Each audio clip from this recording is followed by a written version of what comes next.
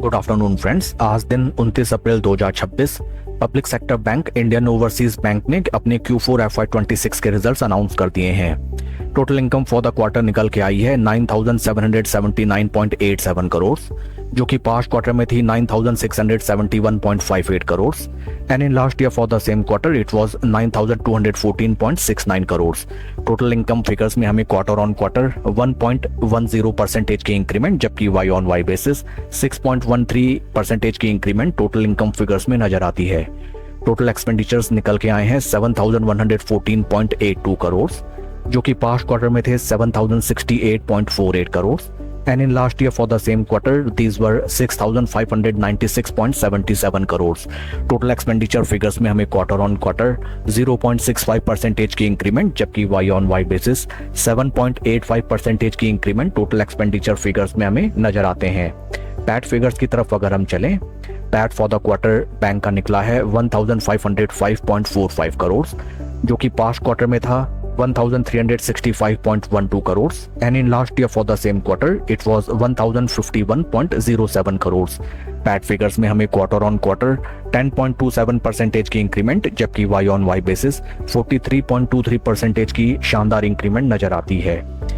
EPS figures अगर हम देखें 78 पैसा फॉर द क्वार्टर, जो कि पास्ट क्वार्टर में था 71 पैसे and in last year for the same quarter it was 56 पैसे।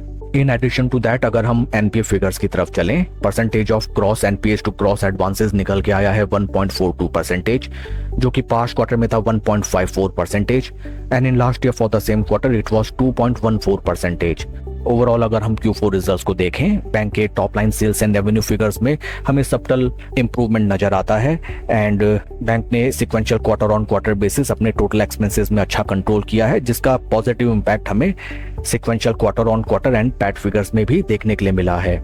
शेयर के टेक्निकल चार्ट पैटर्न को अगर हम देखें, this is weekly time frame, जहां पे हमें नजर आता है स्टॉक में एक तरफा और काफी लंबी अवधि से एक तरफा गिरावट नजर आती है। ऊपरी प्राइस स्तरों से स्टॉक लगभग 57% के ड्रॉडाउन में हमें ट्रेड करता हुआ नजर आता है।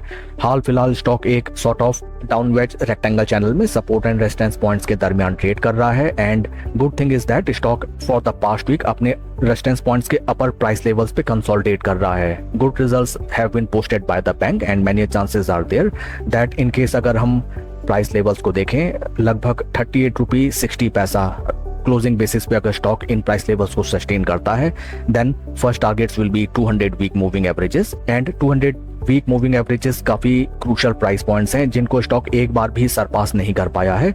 In case stock 200 week moving averages के ऊपर चलने लगे, supported by 20 week moving averages, इस स्टॉक में हमें जबरदस्त rally mid to long term नजर आ सकती है।